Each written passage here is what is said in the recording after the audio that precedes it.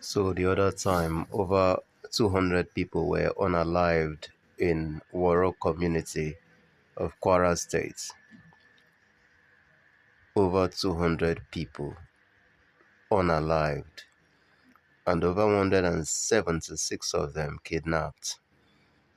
And then there was nobody, no word from the government, no word from the so-called commander-in-chief of the armed forces, Tinubu, who is doing everything he can to return to power in 2027 after failing in his primary responsibility to protect the lives and property of Nigerians. He did nothing. Instead, barely a week after he was in the wedding thrown by the Minister of State for Defense, Metawale, the elaborate wedding that was held for his 9 children in a country where over 200 citizens were killed, and we moved on as if nothing happened. We moved on. Nothing.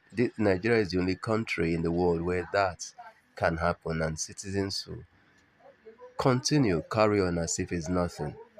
And let me just even shock you. Just yesterday, there was a report that over 30 people were also murdered, unalived somewhere in Niger State, and we've not heard a word from the so-called commander-in-chief of the armed forces.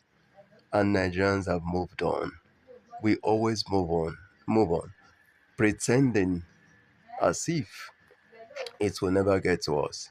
When you keeping silent, thinking that silence exempts you from misfortune or tragedies like this, then it shows that we all are dead, we are finished.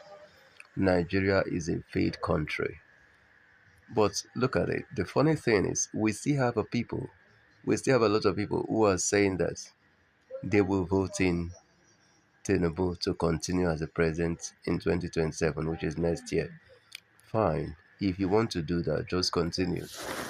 But just so that you know, we all are in this together. The fact that we're one of the most miserable people on earth, Nigeria, as a country, has overtaken Afghanistan as one of the worst places to live on earth.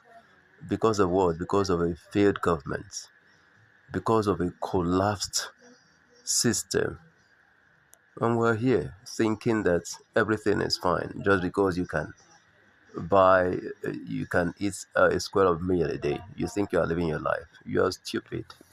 You're stupid. Get out.